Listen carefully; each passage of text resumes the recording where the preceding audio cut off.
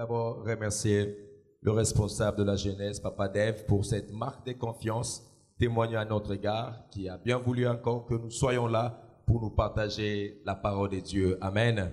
Merci aussi à notre ancien général, Papa Maya, que Dieu soit béni. Papa Raph, il y a des devs qui sont là, que Dieu le bénisse abondamment. Amen. Donc quand je me retrouve en ces lieux, je me sens vraiment chez moi. Je me sens vraiment adopté. Que Dieu soit glorifié. Et nous voulons également dire merci à l'homme de Dieu, l'ange de cette église qui n'est pas en ces lieux, le pasteur Marcelo Tounassi, ainsi que sa femme, Maman Blanche, que Dieu le bénisse abondamment là où ils sont, afin de faire la mission, l'œuvre du Seigneur. Amen.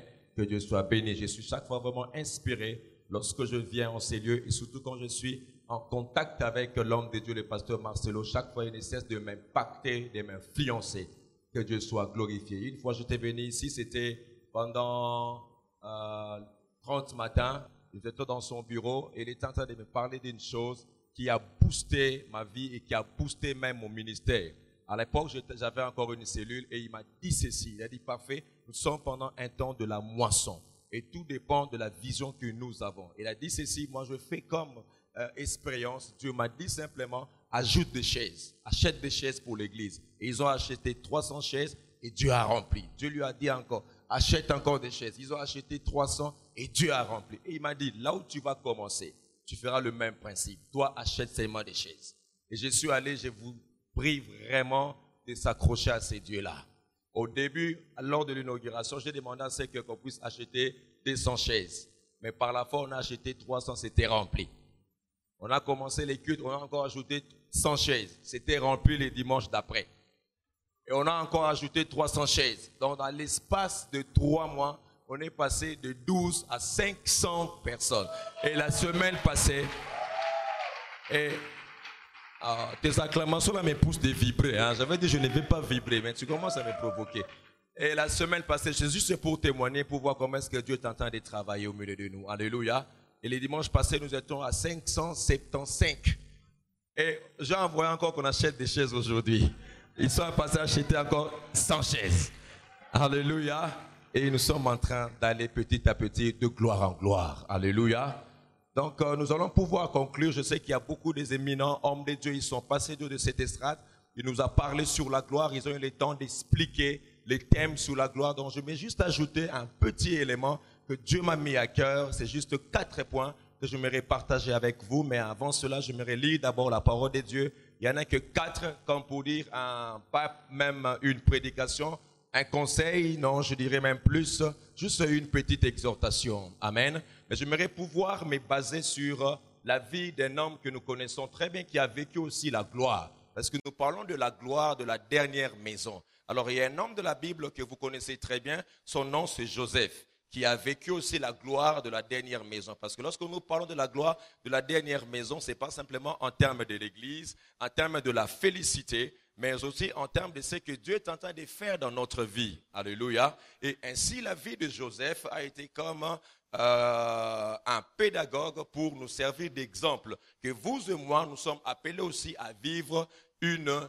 gloire supérieure à la première gloire. Alléluia. Parce qu'il faudrait savoir que ce thème ici nous donne des principes même bibliques. C'est pourquoi je bénis beaucoup le Seigneur lorsqu'on nous donne des thèmes qui révèlent la pensée de Dieu, la gloire de la dernière maison. Donc vous trouverez des thèmes, lorsque vous entrez dans la quintessence de ces thèmes, vous trouvez même le joyau que vous trouvez dans ces thèmes. Alléluia. Donc on nous parle de dernière maison, la dernière maison. Donc nous voyons ici de manière théologique, ça nous laisse entrevoir déjà le principe de dernière chose. Ça veut dire quoi? Dans le principe des dernières choses, ce que Dieu fait en dernier lieu a été toujours teinté d'une gloire plus supérieure qu'à la première chose que Dieu a faite. C'est pourquoi même le premier Adam a failli, mais le dernier Adam, c'est pourquoi on n'a pas dit le second Adam, mais le dernier Adam qui est Jésus-Christ, lui n'a pas failli, parce que lui, il est appelé à apporter une deuxième gloire. C'est ainsi que les choses que Dieu fait en second, non pas en second,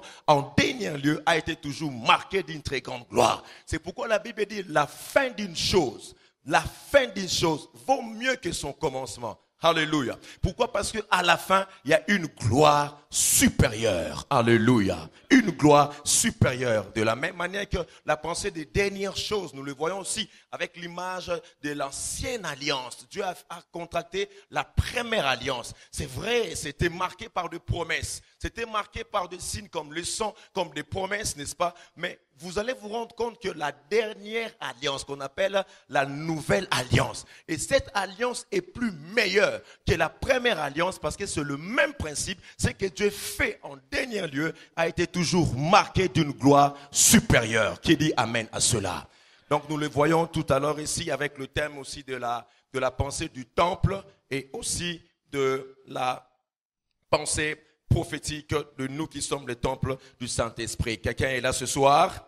Quelqu'un est là ce soir? Est-ce que tu crois que Dieu veut faire encore de grandes choses dans ta vie? Pendant que je venais dans ces lieux, Dieu me disait, ce qu'il a fait en premier ne sera même pas comparable dans ce qu'il va faire en second dans ta vie. Aide-moi à dire à ton voisin, il n'a pas encore fini avec toi. Alléluia. Le problème, c'est que tu crois que tu es déjà arrivé. Mais derrière cette salle, des gens qui ont encore soif. Après la conversion, c'est encore la soif. Après la gloire, c'est encore la gloire. C'est pourquoi tout dépend de la soif que tu as qui va déterminer jusqu'où ta gloire va arriver. S'il y a des gens qui ont soif ce soir d'une autre gloire, comme Moïse, ils ont déjà vu la mer rouge se séparer. Ils ont déjà vu la colonne de nuée. Quelle gloire! Ils ont déjà vu Pharaon être englouti. Mais le même Moïse, il dit à la montagne, non Seigneur, fais-moi voir ta gloire. Parce que l'histoire de la gloire, c'est l'histoire des gens qui sont assoiffés encore de Dieu. Alléluia. Genèse chapitre 37, la Bible nous dit ceci, je nous épargne le détail, nous connaissons l'histoire de Joseph. Il a reçu d'abord la vision, retenez ça très bien, il a reçu la vision et à cause de cette vision, il a été l'objet de la jalousie de ses frères à cause de cela. Et lorsque son père lui envoie pour se rendre compte de l'état de ses frères l'ont vu venir de loin. Nous connaissons cette histoire et dans le chapitre 37, c'est là où ses frères l'ont vu de loin. Lorsqu'il s'approchait, j'aimerais tout simplement dire que les gens voient au loin ce que Dieu va faire dans ta vie et ils ont peur de toi. Quelqu'un a manqué une bonne occasion de dire Amen. Et lorsqu'il s'approche, ses frères dans le verset 25, allons-y donc rapidement. Lorsque Joseph fut arrivé auprès de ses frères, ils le dépouillèrent de sa tunique, de la tunique de plusieurs couleurs qu'il avait sur lui. Ils les prirent et les jetèrent dans la citerne. Cette citerne était vide, il n'y avait point d'eau. Ils s'assirent ensuite pour manger. Ayant levé les yeux, ils virent une caravane des Ismaélites venant de Galade. Leurs chameaux étaient chargés d'aromates. Soulignez ça très bien. Leurs chameaux étaient chargés d'aromates, de bombes et de myrrhe qui transportaient en Égypte. Nous passons d'autres détails. Judas qui a voulu libérer Joseph. Et c'est alors que Judas s'est dit à ses frères, que gagnerons-nous à tuer notre frère et à cacher son sang? Venez, vendons-le aux Ismaélites et ne mettons pas la main sur lui, car il est notre frère, notre chair. Et ses frères l'écoutèrent. Amen. Et nous lisons également, toujours dans Genèse, nous allons lire cette fois-ci, dans Genèse chapitre 45, gloire à notre Seigneur. Le verset 13, je m'en vais lire. La Bible dit, c'est Joseph qui parle. Il dit, rends compte à mon père toute ma gloire en Égypte. Je vais dire à quelqu'un, on va parler de ta gloire. Oh, je vais dire à quelqu'un, on va parler de ta gloire. Aide-moi à dire un amen de gloire. Alléluia. Rencontrez à mon Père toute ma gloire en Égypte et tout ce que vous avez vu et vous ferez descendre ici mon Père au plus tôt. Amen. Que Dieu soit béni. Acclamons sa parole. Acclamons sa parole. Alléluia. Rencontrez à mon Père toute ma gloire. La gloire de la dernière maison. Ici nous sommes dans Agé chapitre 2, je pense bien les orateurs sont passés et ils ont eu le temps de nous expliquer le contexte dans lequel Agé se trouve. Il faudrait savoir que dans la vie d'Israël, ils ont été confrontés à un problème de destruction. Alors, lorsque nous sommes dans le livre de Agé ici, il s'agit du temple que Zorobabel était en train de bâtir. Et les enfants d'Israël ont connu comme ça 3 histoires en ce qui concerne le temple. Tout d'abord, le premier temple qui était le temple appelé communément le temple de Salomon. Ça veut dire Salomon a bâti le temple. Et dans ce passage, vous allez vous rendre compte que ici, Agé dit ceci, qui sont des survivants, les gens qui ont vu cette maison dans sa gloire première. Ici, Agé voulait dire les survivants, des gens, des vieillards, qui étaient à l'époque avec Salomon et qui ont vu ce jour où Salomon était en train de dédier à Dieu le temple, comment la gloire était tangible, comment les sacrificateurs ne pouvaient entrer dans le temple pour la simple raison que la gloire était réelle. Non simplement qu'il y avait la gloire physique, mais il y avait aussi des boucliers en or que Salomon avait fait pour marquer la gloire de ces temples. Les gens venaient de loin pour voir cette gloire. Et Agé, quand ils étaient en train de bâtir, de poser la fondation du temple, il y avait une confusion. Ça veut dire quoi? La jeunesse qui ne connaissait pas la gloire première était en train d'acclamer. À l'époque de Zorobabel ici, parce que lorsque les Babyloniens sont venus,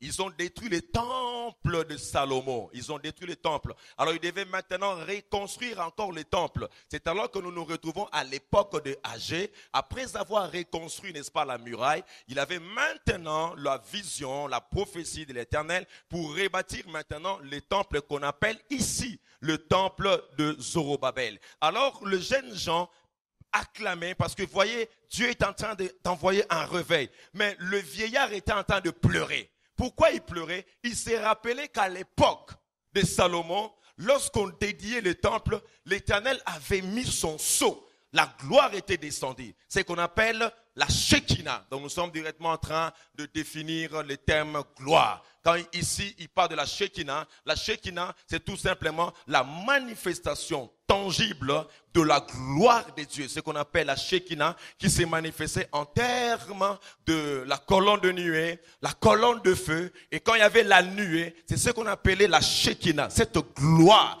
qui descendait même dans le tabernacle. Et la même gloire aussi était descendue le jour de la grande assemblée, n'est-ce pas, à Sinaï, où ils voyaient la gloire. Il y avait des trompettes qui retentissaient, il y avait la puissance de Dieu et la fumée montée. C'est ce qu'on appelait la Shekinah de Dieu qui était là. Alors, il y a des survivants qui étaient à l'époque témoins de cette gloire. Mais quand ils regardaient le temple de Zorobabel, ils étaient en train de pleurer. Parce qu'ils se souvenaient, le jour de Salomon, Dieu était là. Alors, le prophète de dire maintenant de manière prophétique, qui sont les survivants qui ont vu la gloire de cette maison? Certainement, il y avait des gens qui ont pu lever la main. Alors, la prophétie nous dit, la gloire de la dernière maison sera plus grande que la gloire de la première maison. Frères et sœurs, quand vous lisez l'histoire de temple, vous allez vous rendre compte qu'aucun temple n'a eu de gloire comme le temple de Salomon. Même en termes de Shekinah,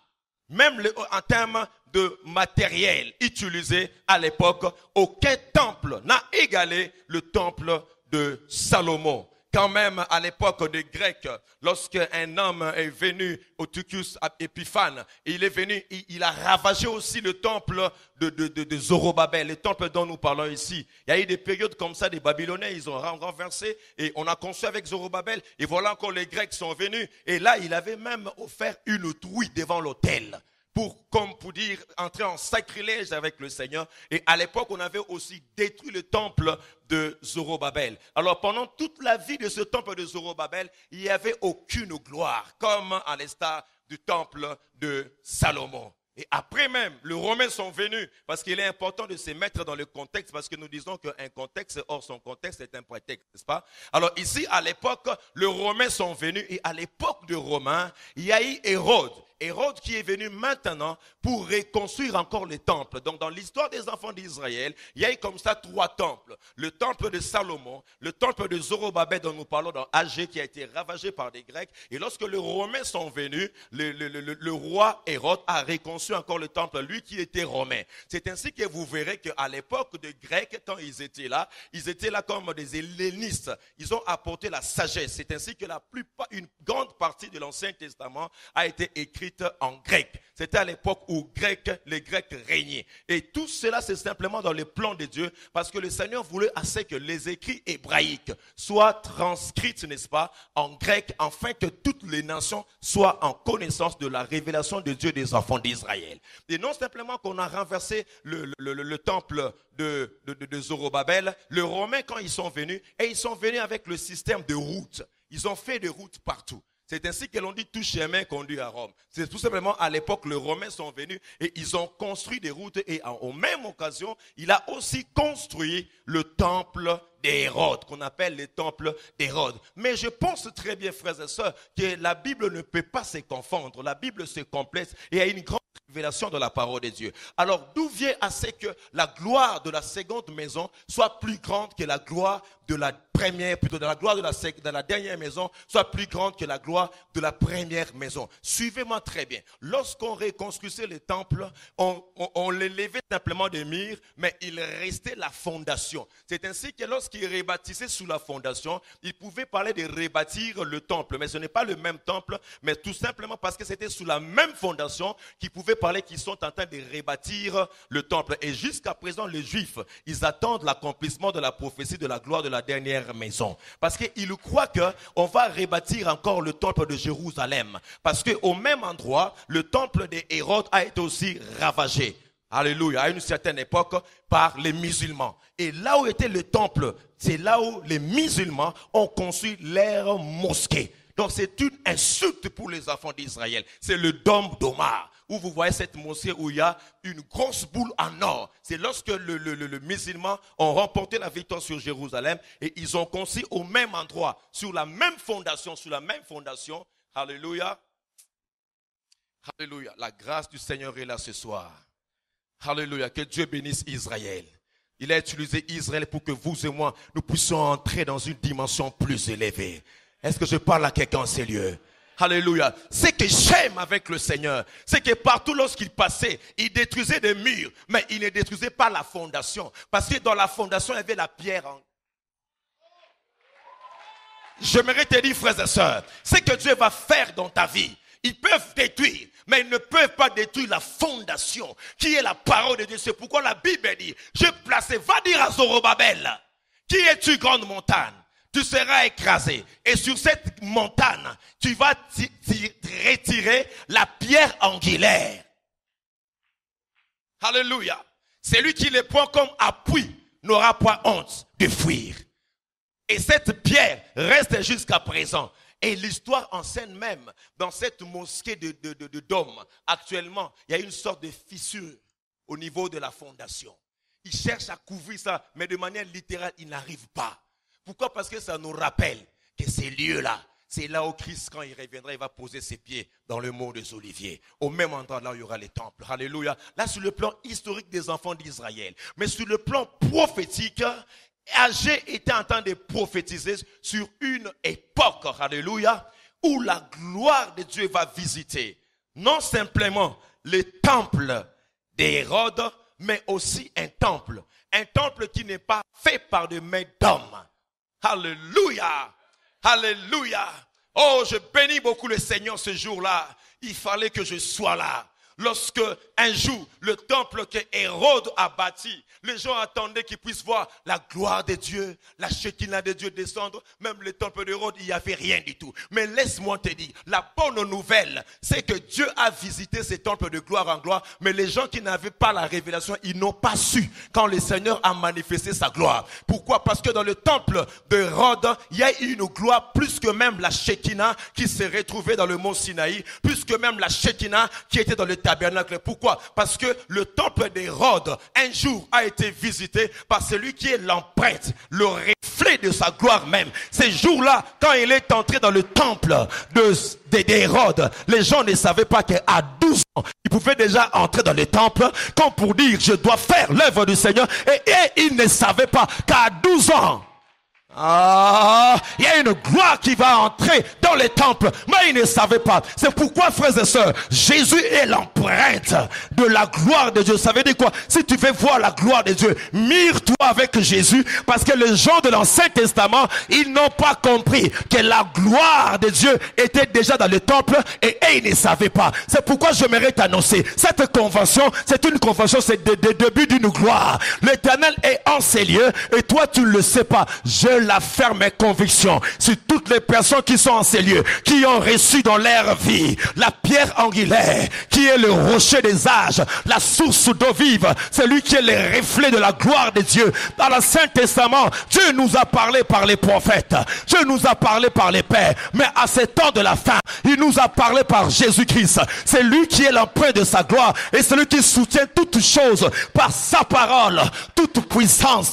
Ces jours-là, les pharisiens ne savaient pas qu'un jour, la gloire de Dieu devait entrer dans le temple d'Hérode, ouvrir les livres d'Ésaïe et dire ce jour-là, l'Esprit du Seigneur est sur moi, parce qu'ils ne savaient pas que l'introduction de la gloire du temple était liée à l'Esprit de Dieu. C'est ainsi, frères et sœurs, il dit l'Esprit du Seigneur est sur moi, parce qu'il m'a oint et il est regardé, il s'est étonné, mais c'est comment cet homme? Mais lui disait, la parole que vous écoutez s'accomplit maintenant.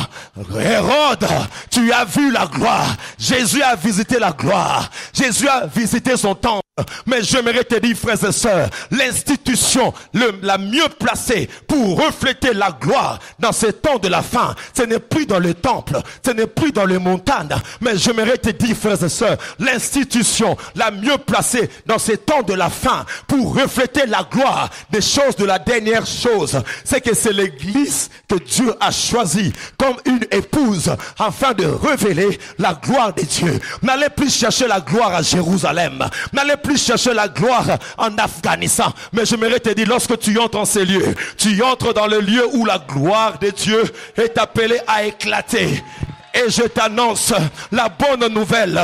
Lorsque je fais partie de cette génération de l'église appelée à démontrer la gloire de Dieu, j'entends dans mes oreilles, il y a un vent prophétique qui souffle dans les églises du Congo. Les gens ne comprennent pas.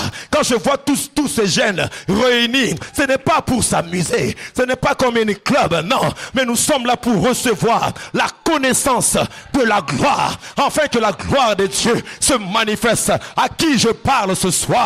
C'est lui qui est le temple. C'est lui qui est le temple. C'est pourquoi, frères et sœurs, le Seigneur fait de ton voisin. Il fait de ton voisin, non pas une maison. Il fait de ton voisin, non pas un tabernacle. Moïse t'envie. Hérode t'envie. Zorobabel t'envie. Parce que toi, tu n'as pas été bâti par des pierres, mais tu as été bâti par l'Esprit de Dieu. C'est pourquoi la Bible dit, nous sommes, tape la main de ton voisin. Dis à ton voisin, je suis le temple. Les lieux où éclate la gloire. À Jérusalem, si tu veux voir le Seigneur, va au temple. À Kinshasa, si tu veux voir la gloire du Seigneur, viens à la compassion. Regarde ta voisin, tu verras la gloire de Dieu. En lui, il y a le lieu saint, il y a le lieu très saint, il y a son esprit qui est en lui. C'est pourquoi la Bible me dit, frères et sœurs, vous êtes le temple. Alléluia. Vous êtes le temple de l'esprit. Vous êtes le chef-d'œuvre de Dieu. C'est pourquoi, frères et sœurs, la gloire qui doit se manifester dans ta vie va influencer les nations, va influencer, alléluia, ta famille. Je le crois fermement dans mon cœur, frères et sœurs. Oh mon Dieu, oh mon Dieu. Oh mon Dieu, oh mon Dieu, je sens que je parle à quelqu'un en ces lieux. Et vous savez, même en grec, c'est pourquoi lorsque nous lisons la Bible en français, nous n'arrivons pas à saisir l'essence de mots. Les Français, ils nous ont facilité la tâche. Partout on a dit gloire, ils ont écrit gloire, gloire, gloire. Mais quand vous lisez en hébreu, quand vous lisez en grec, vous allez vous rendre compte que les Grecs et les Hébreux, ils ont fait la différence entre les gloires. C'est pourquoi, frères et sœurs, je parle de la gloire qui est en toi. Alléluia. La Shekinah, la gloire qui se manifeste. Et frères et sœurs, j'aimerais vous dire, même la Shekinah de Dieu ne s'est pas limitée simplement dans l'Ancien Testament. La Shekinah de Dieu se manifeste aussi actuellement. Beaucoup de gens, lorsque la Shekinah de Dieu descend, la gloire de Dieu tangible, ils peuvent sentir, voir des choses, voir des anges. Ça, c'est la Shekinah. Et partout où il y a la Shekinah de Dieu, il y a les anges qui protègent la gloire de Dieu et qui sont là. C'est ainsi que dans nos réunions, comme ici, beaucoup de gens, lorsque nous parlons de gloire, ils vivent aussi la Shekinah de Dieu. Il y a des choses que lui, il voit, mais toi, tu ne vois pas. Parce que là, il voit la Shekinah de Dieu. Et quand la Shekinah de Dieu est là, vous pouvez même sentir des choses. Dieu peut te toucher. Il y a même des gens qui voient comme des nuées. Il y a des églises où il y a eu la pluie de manière tangible. Comme pour parler de la manifestation surnaturelle de Dieu. C'est pourquoi ta vie doit être surnaturelle. Parce que dans le temple, il y a Shekinah qui représentait ce qui est surnaturel. Et non simplement il y a la Shekinah qui laisse entrevoir la gloire de manière tangible et palpable de Dieu par ses manifestations, mais il y a aussi le terme grec appelé le doxa. Moi j'aime ça parce que la plupart de mes enfants ont le nom de gloire. Quand j'appelle doxa, ma première fille s'appelle Shekinah, donc je me sens en l'aise. Alléluia. Quand j'appelle Shekinah, je vois la gloire de Dieu qui vient. Je me rappelle à moi-même, il y a la gloire dans ma maison. Et mon deuxième fils, je l'ai appelé Doxa. Donc ça veut dire tout simplement la gloire de Dieu qui se manifeste par les œuvres. Ça veut dire quoi? Quand un paralytique marche, ce n'est pas encore la gloire Shekinah, mais c'est la gloire Doxa. Ça veut dire que vous voyez ce que Dieu est en train de faire. C'est pourquoi Dieu m'a envoyé ce soir de te dire, tu vivras aussi la gloire Doxa. Parce qu'avec la gloire Shekinah, aïe aïe aïe aïe aïe aïe aïe aïe aïe aïe aïe, alléluia, je parle de la gloire. Avec la gloire Shekinah, Papa Dev, j'ai la certitude que nous venons de Shekinah et nous allons vers Shekinah. Alléluia. Nous irons au ciel vers Shekinah, où il y aura la nouvelle Jérusalem.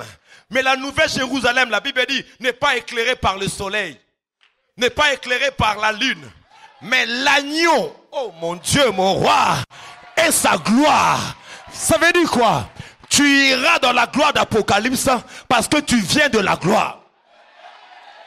Aïe, aïe, aïe, aïe, aïe, aïe, aïe, aïe, aïe. Et ta destinée est glorieuse. Mais avant que tu arrives à la Shekinah, ici sous la terre, tu dois vivre le doxa. Alléluia. Les œuvres de Dieu de manière tangible, de manière légale, alléluia, dans ta vie, frères et sœurs. Le doxa, ça veut dire la manifestation de Dieu. Bien-aimés dans le Seigneur, en cet endroit, certaines personnes sont en train déjà de vivre le doxa de Dieu en ces lieux. Alléluia, je parle à la jeunesse. Je n'ai pas besoin de voir que tu as parqué une Jeep TX là-bas. Mais quand le doxa vient, les gens voient que Dieu t'a élevé. Tu dois manifester la gloire de Dieu. Dis à ton voisin, tu ne mourras pas là où tu es. Je sais que tu as le Shekinah. Mais tu vivras le doxa avant de rentrer dans le Shekinah. C'est pourquoi, frères et sœurs, nous allons germer simplement comme ça. Dieu ne t'a pas encore délaissé. Alléluia. Mais en grec, lorsque vous lisez ce terme gloire, il y a encore un autre terme qu'on appelle le kados. Kados veut dire tout simplement maintenant la gloire qui se manifeste. Et cette gloire appelle la sérénité. Cette gloire appelle le respect. Et cette gloire appelle le poids. Alléluia. Alléluia. Et quand c'est kadosh, se manifeste dans la vie, c'est la combinaison du Shekinah et du doxa. C'est ainsi, quand le kadosh se manifeste dans ta vie, tu ne peux pas rester debout. Quand ça se manifeste à cause de ce poids, tu peux te prosterner devant le cadeau de Dieu. Alléluia. Mais la même gloire qui est pour toi, kadosh, signe de prosternation, signe de respect. La même gloire est pour tes ennemis un poids qui écrase. Alléluia. C'est pourquoi le Seigneur dit, il est jaloux de sa gloire. En réalité, il ne parlait pas de Shekinah. Parce que tu ne peux pas, toi, posséder la Shekinah de Dieu. C'est ce que Moïse a demandé. Fais-moi voir ta gloire. Alors qu'il avait déjà vu le doxa. Mais il voulait voir la plénitude de la Shekinah. Quand il dit, fais-moi voir ta gloire, Dieu lui dit, personne ne peut voir ma face. Mais non, Seigneur, je ne t'ai pas demandé la face. J'ai dit, fais-moi voir ta gloire. Or, dans le contexte, Moïse voulait voir la totalité de la Shekinah. Et Dieu lui dit, non, tu ne peux pas supporter aussi longtemps que tu es dans la chair. Tu ne peux pas supporter toute la Shekinah. Tu me feras simplement une partie. C'est alors, frères et sœurs, vous et moi, le jour où nous serons là-bas, nous verrons la plénitude du Shekinah. Oh mon Dieu, aide-moi à dire à ton voisin, tu es plus que Moïse. Et je t'annonce, en sortant de cet endroit, les cadeaux de Dieu, les cabotes de Dieu vont se manifester dans ta vie.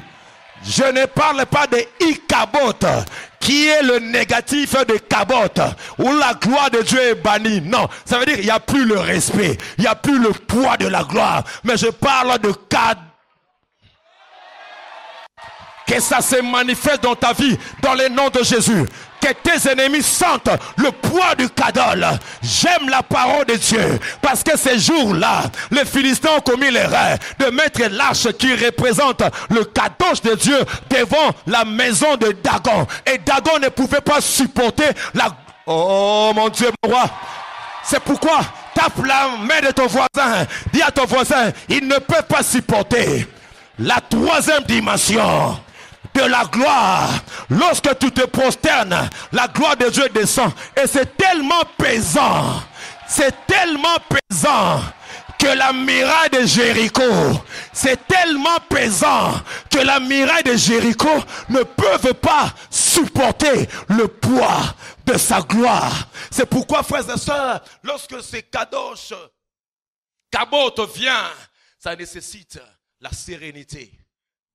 Seul toi, Seigneur, tu mérites la louange.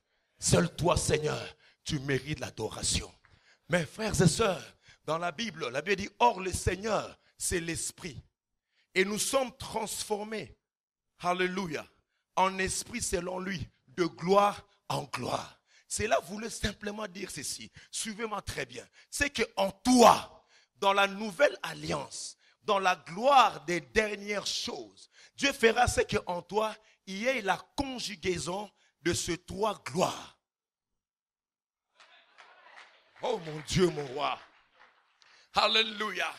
Parce qu'en toi, alors que nous terminons cette convention, la Shekinah de Dieu se conserve par la vie de prière, la vie de sainteté. Ça maintient la Shekinah de Dieu qui va nous amener jusque dans la gloire. J'ose croire que dans ta vie, après cette réunion, tu sauras supporter le kadosh de Dieu. Parce que le kadosh de Dieu a comme principe l'humilité. C'est ainsi que l'on dit, l'humilité précède.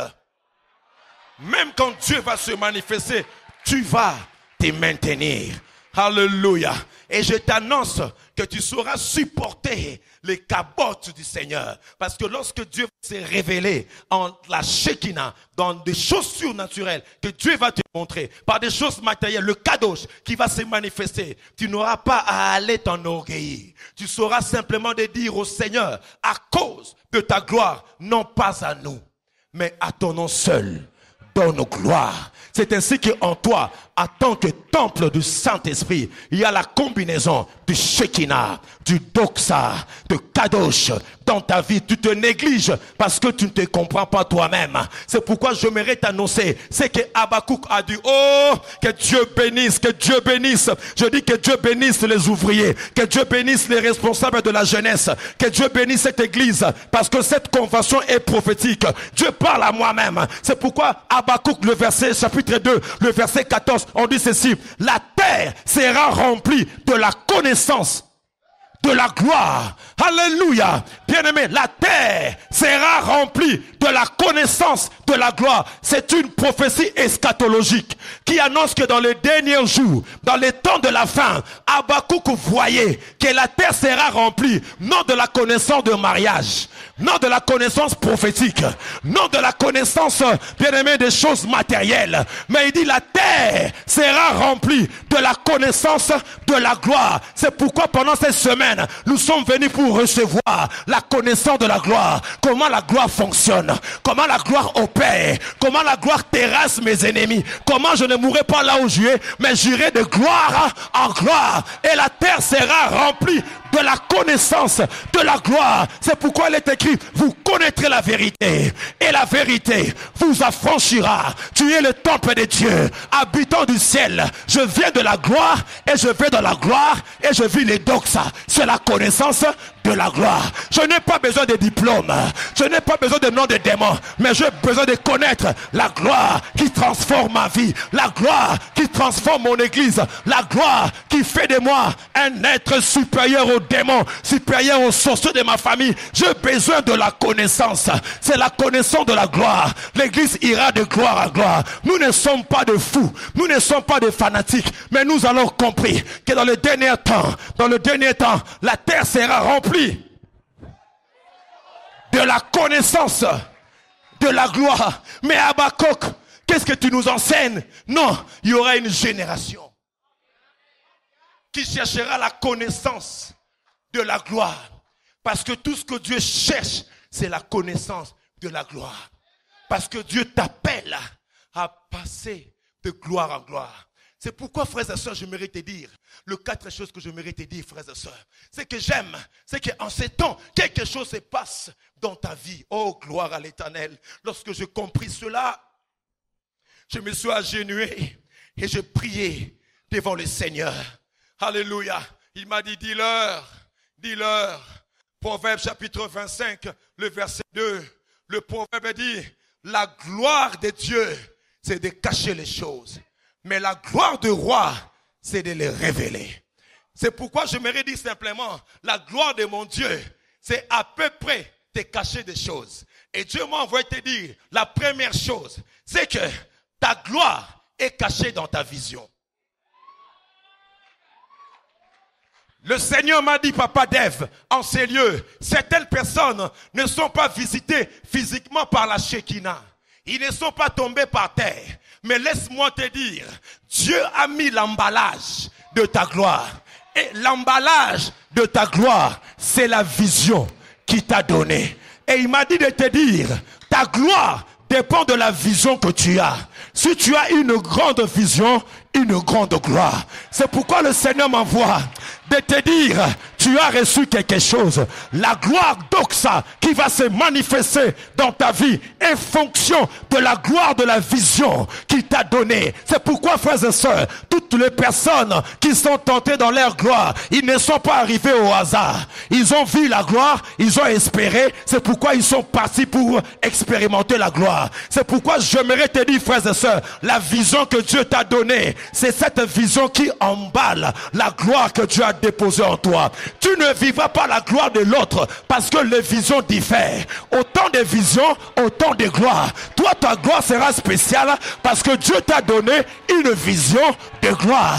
Tu dois d'abord voir la gloire du buisson Adam avant de dire au Seigneur, fais-moi voir ta gloire. Parce que avant d'entrer dans la gloire, Dieu te fait monter aussi la gloire. C'est pourquoi je t'annonce que tu n'es pas charnel. Lorsque tu dis au Seigneur, il est temps, glorifie le Fils afin que le Fils te glorifie. Parce que lui-même il savait, il disait à son Père, Père, rends-moi la gloire que j'avais. Ça veut dire quoi? Jésus ne pouvait pas entrer dans une autre gloire aussi longtemps qu'il était ignorant, expliquez-moi, de la dernière gloire. Comme il venait de la gloire, il avait déjà vu la gloire ici sur la terre. Il a dit, Père, rends-moi ma gloire que j'avais auparavant parce que tu me fais entrer dans la gloire. C'est pourquoi j'aimerais dire à quelqu'un, c'est que Dieu t'a montré, tu le vivras.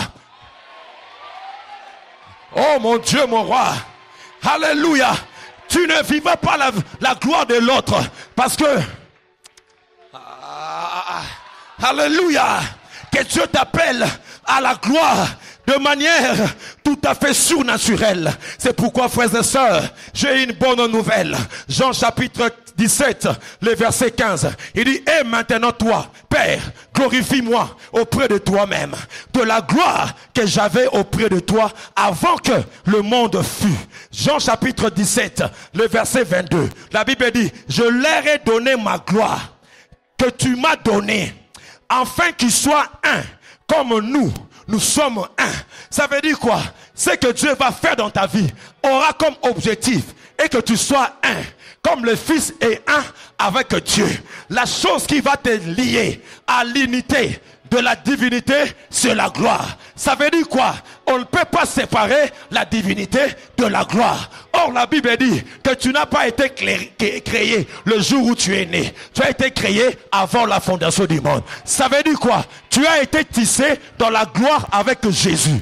Et Dieu te fait entrer sous la terre afin que tu vives en harmonie avec la gloire de Dieu qui t'amènera dans la gloire vers l'éternité. C'est pourquoi je t'annonce, même s'ils t'ont mis dans la citerne, mais ils n'ont pas volé la gloire qui est contenue dans la vision. Joseph a vu la gloire, son élévation. Joseph a vu son élévation avant ses frères. Je voyais ma gloire, mais des gerbes se prosternaient devant moi. Je voyais la gloire des étoiles se prosterner devant moi.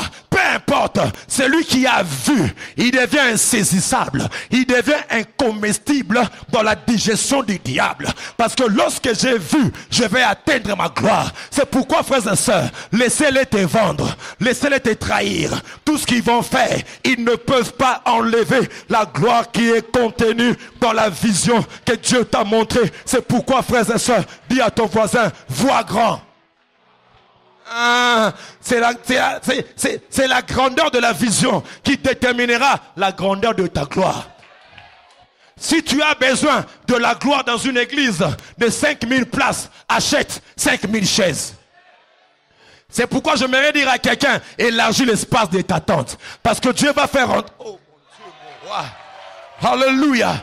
Dieu va faire entrer ta gloire dans la vision qu'il t'a donnée. En cet endroit, il y a des jeunes gens qui auront des visions. C'est ainsi que cette vision va le faire entrer dans la gloire. Je vois dans cet endroit des gens qui ont des visions de commencer des entreprises. Commence.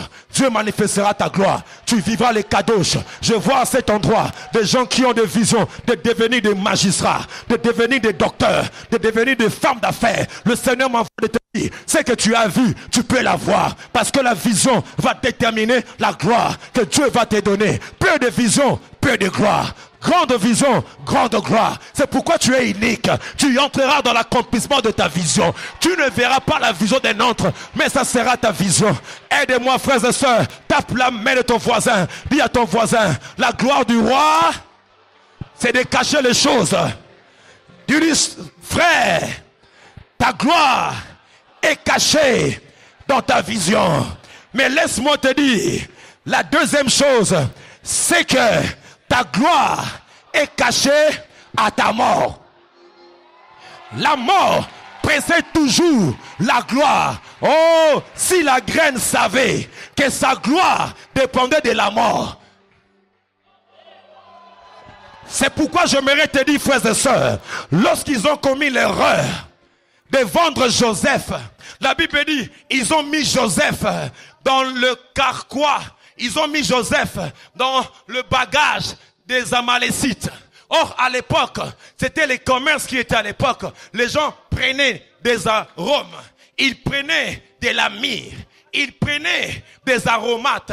Et ces aromates servaient à la momification des gens en Égypte. C'est ainsi, frères et sœurs, ces gens qui portaient Joseph, ils ne savaient pas qu'ils ont mis Joseph dans leur bagage. Et dans leur bagage, il y avait de la myrrhe, de la bombe. Ça veut dire le même aromate que Marie a utilisé pour embaumer Jésus. C'est sur le même aromate qu'on a mis déjà Joseph.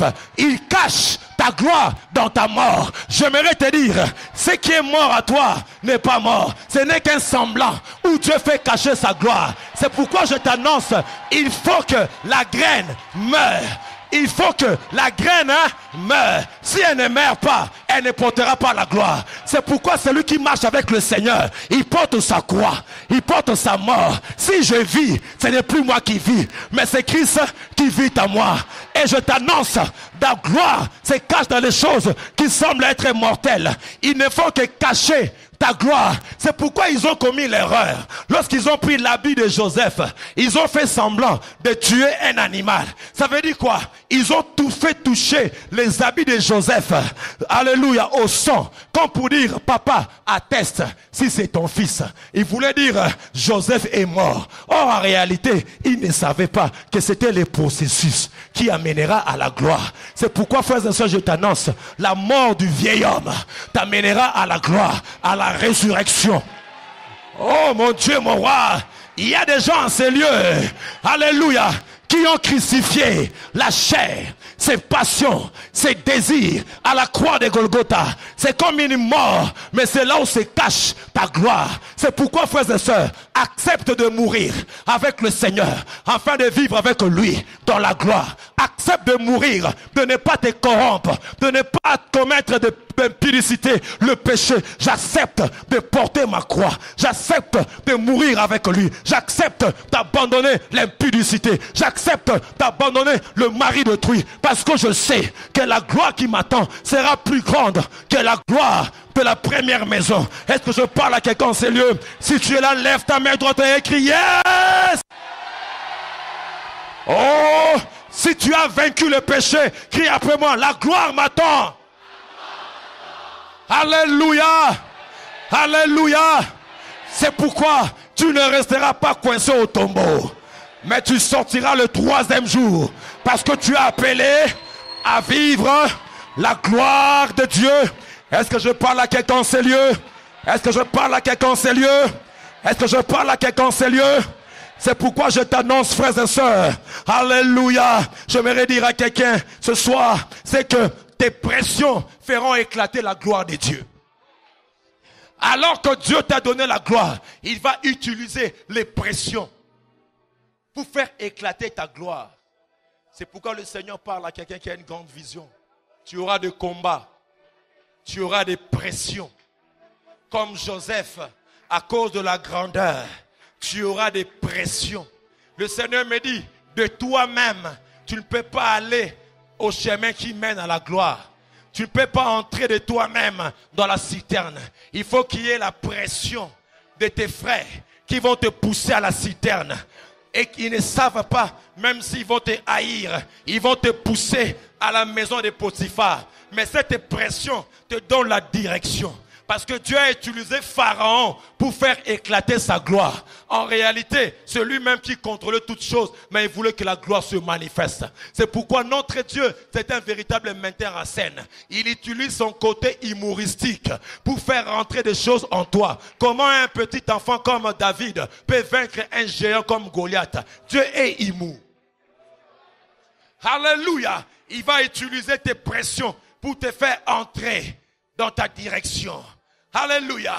J'aimerais te dire, les pressions, bien-aimés, sont des épreuves qui vont arriver. Et dans le chemin de la gloire, il n'y a jamais la gloire sans pression. Il faut qu'il y ait la pression. Et quand il y aura la pression, Dieu va faire éclater sa gloire. C'est pourquoi tu peux commencer à remercier le Seigneur pour les gens que Dieu utilise, qui te font pression. En réalité, ils ne te haïssent pas, mais ils t'aident à entrer dans le lieu de ta gloire. Et je t'annonce, frères et sœurs, la 4e chose pour terminer. Le Seigneur m'a dit à plusieurs personnes en ces lieux qui ont vécu de choses dans les backgrounds, qui ont été rejetées. Le Seigneur m'a dit, la gloire kadosh qui va se manifester dans ta vie vont pouvoir te faire oublier les souffrances du temps passé. Car la gloire de la dernière maison sera plus grande que la gloire de la première maison. Parce que Dieu t'entend de t'apprêter à faire de grandes choses avec lui. Aide-moi à dire à ton voisin, tu oublieras les temps passés. Ah, je dis, tu oublieras les temps passés. Tu oublieras les temps passés. Oh, j'aimerais dire à quelqu'un, il me reste 5 minutes, mais j'aimerais dire à celui-là que tu vas oublier les temps passés. La Bible nous dit ceci, lorsque Joseph arrive en Égypte, il a eu 2 enfants. Venez, frères et sœurs, rapidement. Le premier s'appelait Manassé. Manassé veut dire tout simplement, Dieu m'a fait oublier la maison de mon père. Dieu m'a fait oublier la maison de mon père. Lorsque tu entres dans l'accomplissement de ta promesse, Dieu va te faire oublier les choses passées. Manassé viendra. Et j'ose croire que Joseph a vécu un choc. On m'avait rejeté, on m'avait vendu. Je suppliais mes frères, mais ils m'ont vendu. Je suis arrêté injustement. Et voilà, il commence à accepter les choses en Égypte. Dans ta gloire, frères et sœurs, il y a des choses. Tu dois vivre la gloire, mais non selon l'alliance de l'Égypte, mais selon une alliance qui vient. Il dit, l'Éternel m'a fait oublier la maison de mon père. Et il a eu un deuxième fils. Son deuxième fils s'appelait, vous connaissez le nom, Ephraïm. Ephraïm qui veut dire tout simplement, l'Éternel m'a rendu fécond. Pourquoi? Parce que il a eu ses enfants avec une femme. Et cette femme s'appelait Ashnat. Ashnat était la fille d'un prêtre. Ces prêtres-là étaient les prêtres d'hommes. Viens, frères et sœurs. Viens, mon frère. C'était les prêtres d'hommes. Et ces prêtres d'hommes, c'est lui qui était le garant de la ville de Pharaon, où il y avait des prêtres. C'est la ville de Dom. Et le papa d'Anash était un prêtre d'homme, comme nous disent les Écritures. Et lorsque Joseph s'est marié avec la fille Ashnat, la fille de ces prêtres d'hommes, ça veut dire quoi? En ce moment-là, Joseph, il a pris ses enfants, il a lié ses enfants à un esprit supérieur qui existait en Égypte sous la domination de Dom. Ça veut dire que tous les enfants, ils appartenaient aux prêtres d'hommes parce qu'il s'est marié à une païenne. Mais c'était que la préfiguration que Jésus allait se marier à une église. C'était prophétique. Et c'est alors, lorsqu'il a dit, j'ai coupé les liens avec ma famille, j'ai coupé les liens, Dieu m'a fait oublier, mais il ne savait pas. J'aime la parole de Dieu. Dans Genèse, le chapitre 45, la Bible nous dit ceci, il y a eu un homme, lorsqu'il entre en Égypte, il vient. C'est cet homme-là, lui a vécu la Shekinah de Dieu. Un jour, il était à Bethel. Il a vu le El Akouloumé, le Dieu de l'échelle. Il a vécu à Bethel, un Dieu de gloire. Il entre en Égypte. Lorsqu'il entre en Égypte, il pose la question à Joseph. Qui sont ses enfants? Joseph qui dit, papa, ce sont les enfants qui me sont nés en Égypte. Et Jacob dit, avant que Ephraïm et Manassé naissent, moi je n'étais pas là. Il y avait une première gloire. Mais maintenant que je suis en Égypte, il y a une deuxième gloire. Ephraïm et Manassé m'appartiennent. My God, my God, my God. Dis après moi, la gloire de la deuxième maison. La première maison était les reines du prêtre des Dômes. Il croyait contrôler les choses par sa sorcellerie, par l'occultisme, la première gloire. Et quand Jacob est venu, celui qui a expérimenté le El Akouloumé, il dit désormais les choses doivent changer.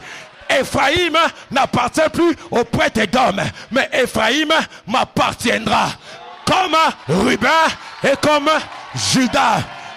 Et laisse-moi te dire que tu vivras la gloire de Dieu à cause du signe de l'alliance. Dis à ton voisin, tu vivras la gloire de Dieu à cause de l'alliance. En ce moment, Jacob faisait entrer Ephraïm et Manassé dans l'alliance abrahamique. Et Jacob a prophétisé. Le jour où il devait mourir, il voulait bénir Manassé l'aîné et Ephraïm le petit.